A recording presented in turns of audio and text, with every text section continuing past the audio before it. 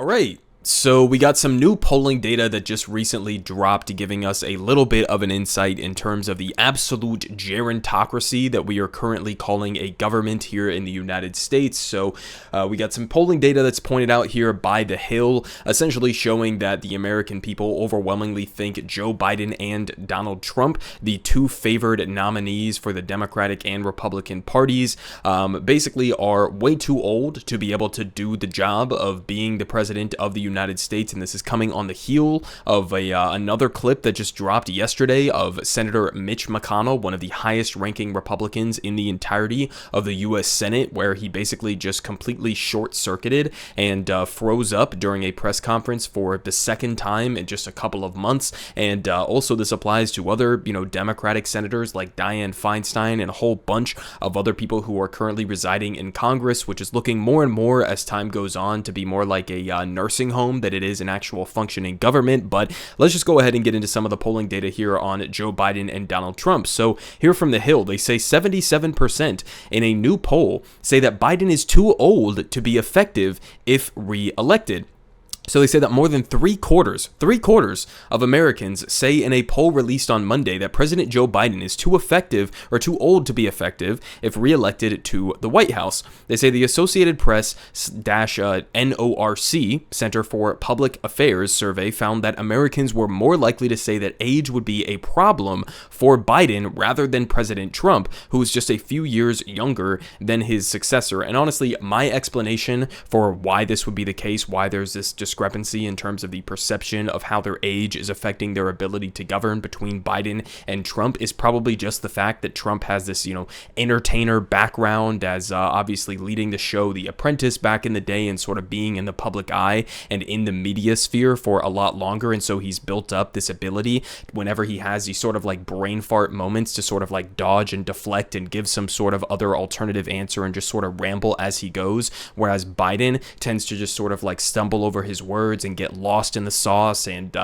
just kind of forget what he was talking about in the middle of his sentences. So I think that both of them have had probably a close to equal amount of these kinds of situations where their age is obviously showing, but Trump just happens to be like a better entertainer and having that background that he has that people don't really perceive it in the same way that they do Joe Biden. And also another factor in that could just be the fact that Joe Biden is the president right now. And so people are seeing his slip ups that much more. But they continue saying that, according to the poll, 77% of Americans, including 89% of Republicans and even 69% of Democrats, so it's not a partisan issue, right, said that Biden is too old to be effective for 4 more years. And I don't know exactly what the age is. I mean, he's going to be like 86 years old by the time he leaves office in his second term? I mean, there's a serious question up in the air as to whether or not Joe Biden can even live through the next, 4-year term, assuming that he gets reelected and defeats the Republican nominee, right? He might die. It's a kind of bleak, kind of dark to point that out, but it's a reality. I mean, we're just talking about the actual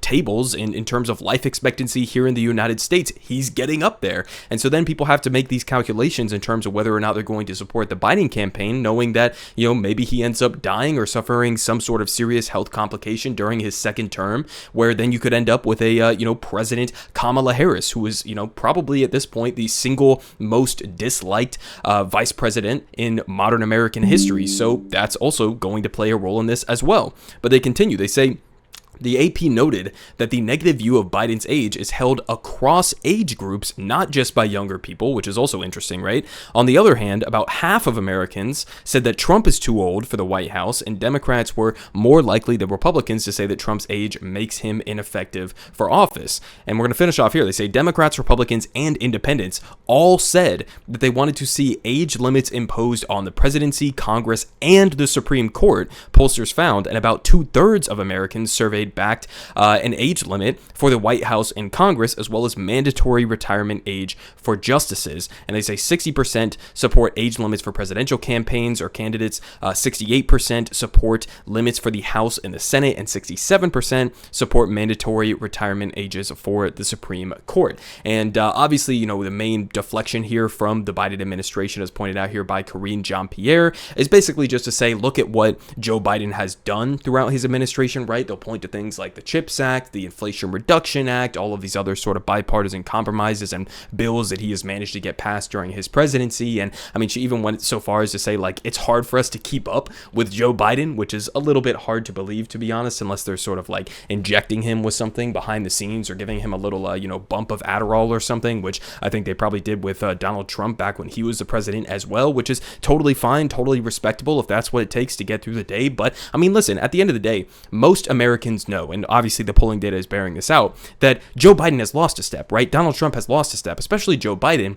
If you go back and you look at some of the debates where he was Obama's, vice presidential nominee at the time, and he was going up and debating guys like Paul Ryan, I mean, it's like night and day between where he was at, how quick he was on his feet, what his thought processes were at that time versus where he's at right now. It's just a natural part of aging. There's nothing wrong with that. But at the same time, you are running to be the most powerful person in the entire world. And at the same time that we have polling data like this showing that the overwhelming majority of the American people think he's too old to run, at the same time, Joe Biden is not even willing to debate the challengers to him in the Democratic primary, right? The Democratic Party isn't even operating debates this cycle, right? As you have people like RFK, Marianne Williamson, and potentially others who could join the fray who are currently running against Joe Biden, and he's not even willing to acknowledge that that reality exists. Again, even as a majority think he's too old, that's Democrats, Republicans, Independents, even as a majority of even Democrats think that they want somebody else to lead the ticket going into 2024, and they think that it's just going to be enough that they can sort of rely on some of these bills that got passed during the early part of his administration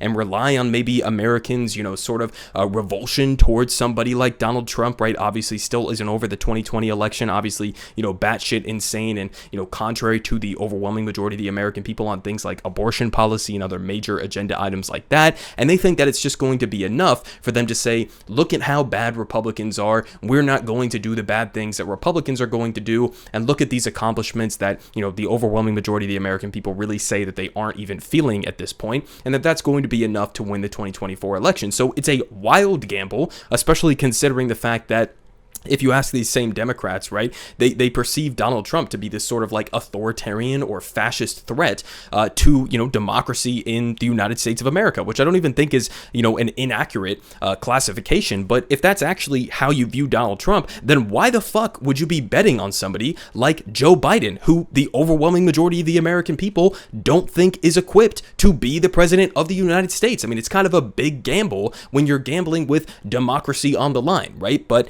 there you have it. Obviously, again, pretty clear where the American people stand on this. And as of right now, it looks like we are just going to end up, inevitably sort of getting stuck with two sort of, old motherfuckers, Joe Biden, Donald Trump, who are both out of step with the American people, who the American people don't think can effectively be the president of the United States. But because of our broken economy, because of our broken political system, that's who we are going to have to decide between. And it's honestly depressing.